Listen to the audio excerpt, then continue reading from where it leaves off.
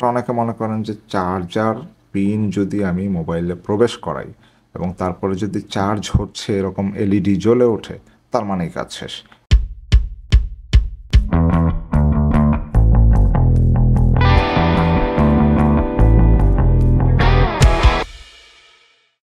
Hello viewers, this is Ifti from my channel life and me.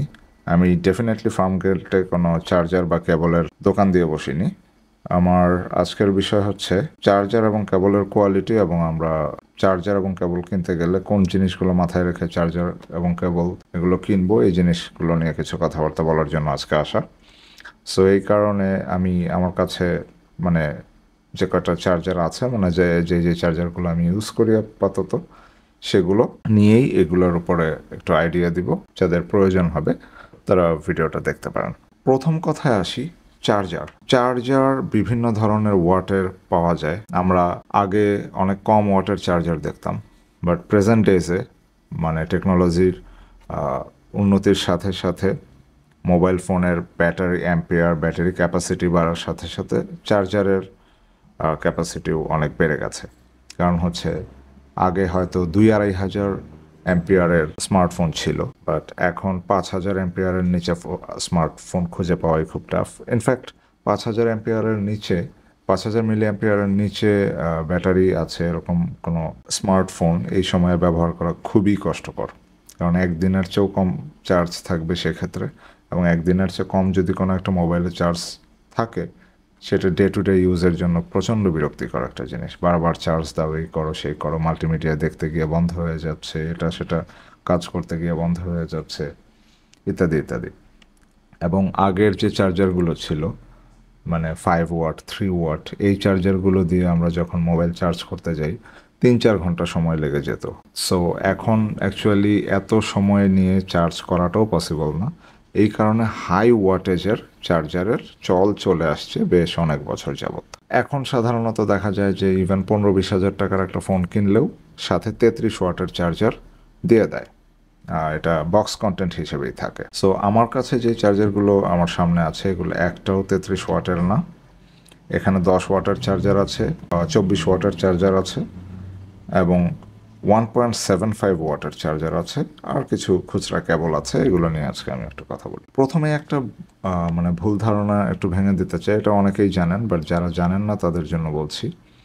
অনেকে মনে করেন, যেমন এটা আমার হাতে যে বেজাসের একটা চার্জার আছে, এটা 24 ওয়াটের একটা চার্জার, বাট আমার হাতে যদি 15 ওয়াট সাপোর্ট করে এরকম একটা স্মার্টফোন থাকে, এবং আমি যদি আমার স্মার্টফোনটাকে এই 24 ওয়াটের চার্জার দিয়ে চার্জ করি, অনেকে মনে করেন যে সেটা 24 ওয়াটের চার্জ নেবে এবং ব্যাটারি ড্যামেজ হওয়ার সম্ভাবনা আছে। না, সেটা নেই, কারণ এটার হচ্ছে কেবলটা এইটা। এখনকার ফোনগুলো এবং এই চার্জারগুলো নিজেদের মধ্যে কমিউনিকেশন করে। এইটার ভেতরে একটা চিপ আছে, আপনারা ভিডিওতে দেখতে পাচ্ছেন। এই ধরনের একটা চিপ থাকে, যেই চিপটা অ্যাকচুয়ালি মানে ফোনের মাদারবোর্ডের সাথে কানেক্টেড হয়ে, ফোনের চার্জিং ইউনিটের সাথে কমিউনিকেশন করে এবং বুঝে নেয় যে কতটুকু চার্জ সর্বোচ্চ সে নিতে পারবে। ঠিক ততটুকু পরিমাণ চার্জই আউটপুট দেয়, এর চেয়ে বেশি চার্জ আউটপুট দেয় না। সুতরাং আপনার একটা কম ওয়াটের, যেই ফোনটা কম ওয়াট সাপোর্ট করে, সেটাকে আপনি বেশি ওয়াটের একটা চার্জার দিয়ে সহজেই চার্জ করে নিতে পারেন, এটাতে কোনো সমস্যা নেই।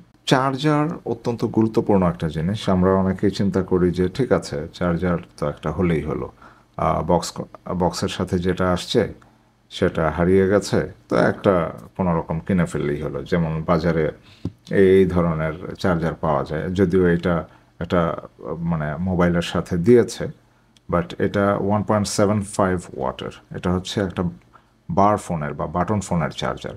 ওটা অনেকে মনে করেন যে চার্জার পিন যদি আমি মোবাইলে প্রবেশ করাই এবং তারপরে যদি চার্জ হচ্ছে এরকম এলইডি জ্বলে ওঠে, তার মানেই কাজ শেষ। এর চেয়ে বেশি কিছুর আর প্রয়োজন নাই। নেগেটিভ, এর চেয়ে অনেক বেশি কিছুর প্রয়োজন আছে। আপনার ব্যাটারি হেলথ নির্ভর করছে আপনার চার্জারের উপর। এটা সম্পূর্ণ আপনার চার্জারের উপর এবং আপনার ইউজের উপর নির্ভর করছে। ভালো চার্জার এবং ভালো কেবল অত্যন্ত জরুরি। আমরা একটা মানে টাকা দিয়ে একটা ফোন কিনলাম ভালো, বাট সেটার সাথে যেই স্টক চার্জার আছে সেটা তো অবশ্যই ভালোই দেয়া থাকে। বাট আমরা যদি আর একটু বেশি ওয়াটের, অনেক সময় দেখা যায় যে আমার ফোন 33 ওয়াট সাপোর্ট করে, একটা ফোন কিনলাম অথচ সেটাতে বক্সে দেয়া থাকলো 10 ওয়াট বা 15 ওয়াটের একটা চার্জার।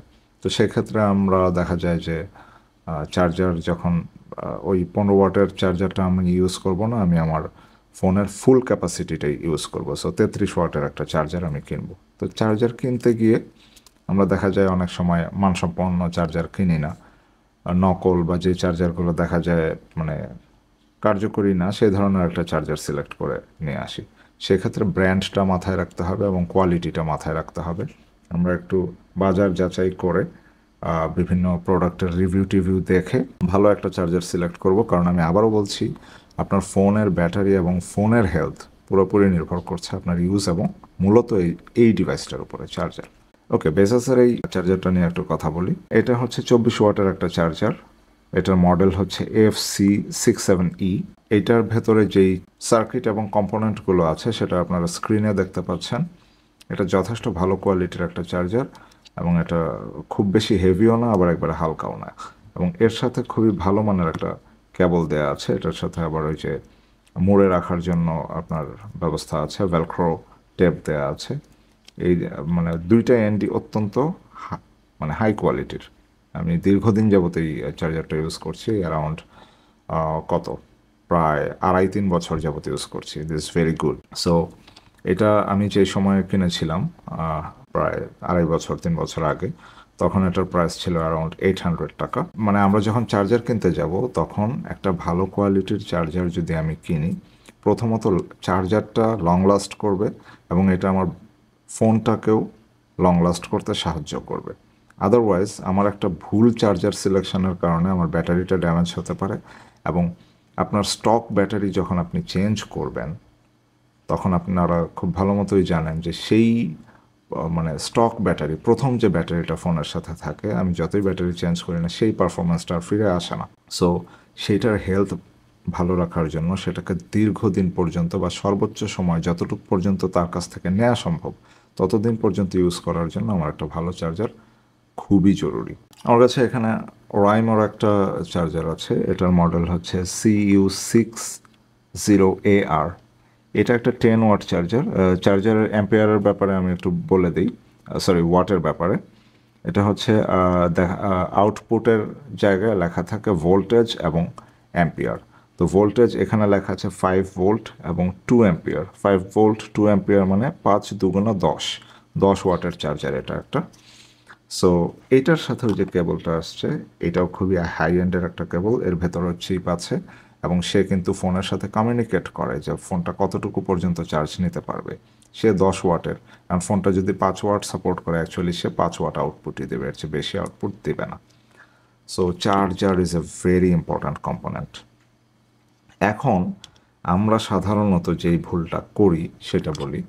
অনেক সময় আমাদের দেখা যায় চার্জার থাকে, কেবল এই চার্জার থেকে খুলে ওই চার্জারে লাগাই, কখনো মাইক্রো ইউএসবি ইউজ করি, কখনো এটার ভেতর আমি একটা টাইপ সি ইউজ করি। যেমন এই চার্জারের কেবল হচ্ছে এটা, এখন আমার এটা হচ্ছে মাইক্রো ইউএসবি, এখন আমার আবার প্রয়োজন হচ্ছে একটা টাইপ সি, আমি এইটা লাগিয়ে ইউজ করছি।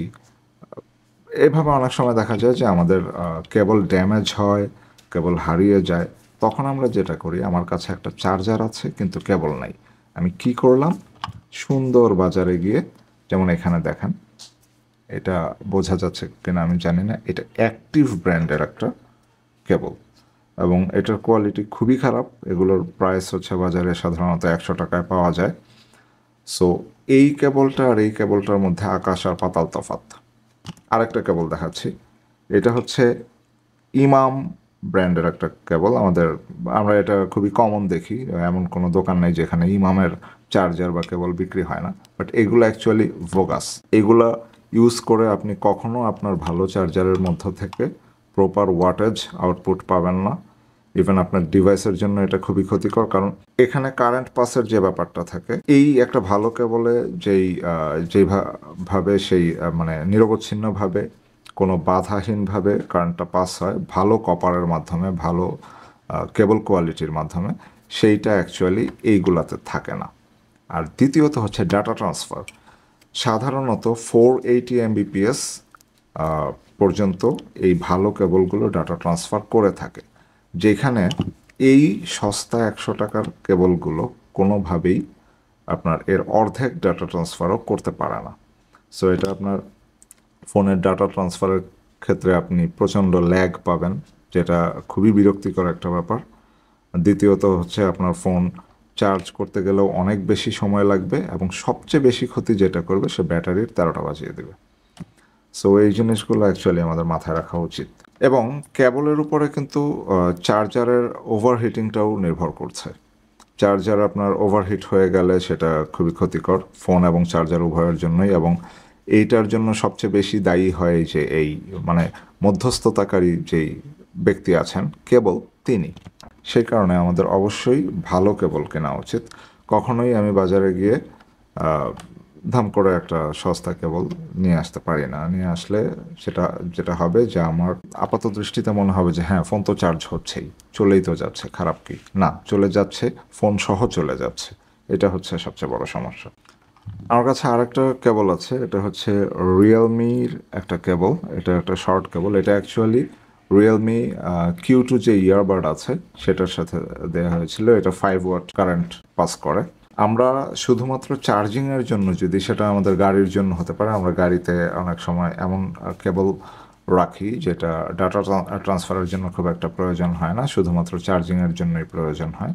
সেক্ষেত্রে আমরা ভালো মানের এই ধরনের কেবল ইউজ করতে পারি। এইরকম যেটা অ্যাকচুয়ালি অরিজিনাল গাড়িতে যেই চার্জারটা লাগানো আছে সেইটা যত ওয়াটের সেই পরিমাণ ওয়াট পাস করতে পারবে। মানে আমার চার্জারের ক্যাপাসিটি হচ্ছে 24 ওয়াট, বাট আমি কেবল নিলাম যে কেবলে মানে 15 ওয়াটের বেশি কারেন্ট পাস করতে পারছে না। সেক্ষেত্রে আমি কিন্তু আমার ম্যাক্সিমাম আউটপুটটা পাচ্ছি না। সো এই জিনিসটা মাথায় রাখতে হবে। সো এই ছিল কথাবার্তা। ফাইনালি আবার একটু রিক্যাপ করি যে বেশি ওয়াটের চার্জার হলে সমস্যা নেই, আপনার ফোন কম ওয়াট সাপোর্ট করে, আপনার চার্জার বেশি ওয়াটের, নো প্রবলেম।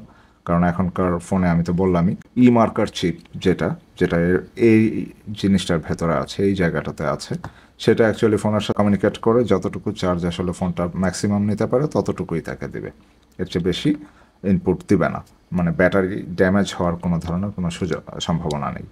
তারপরে এই যে 1.75 ওয়াটের একটা চার্জার দিয়ে আমি একটা স্মার্টফোন যদি চার্জ করতে যাই, সেক্ষেত্রে সারাদিন লেগে না গেলেও দিনের 3 ভাগের 1 ভাগ লেগে যাওয়ার যথেষ্ট সম্ভাবনা আছে। আর বাজারে বিভিন্ন ব্র্যান্ডের চার্জার আছে, এবং বিভিন্ন ব্র্যান্ডের মধ্যে সবচেয়ে জনপ্রিয় চার্জার যেগুলো আছে সেগুলো আবার নকলও হচ্ছে প্রচুর। আমরা এই জিনিসগুলো একটু যাচাই করে যে কোনো একটা চার্জার কিনবো। আর ট্রাস্টেড সোর্স থেকে, অর্থাৎ যেই শপগুলো খুব ট্রাস্টেড, যারা মানে অ্যাকচুয়ালি মানে ভালো পণ্য ইম্পোর্ট করে থাকেন, তাদের কাছ থেকে চার্জার বা এই ধরনের গ্যাজেটগুলো বা ডিভাইসগুলো কিনলে অ্যাকচুয়ালি তেমন কোনো প্রবলেম হয় না।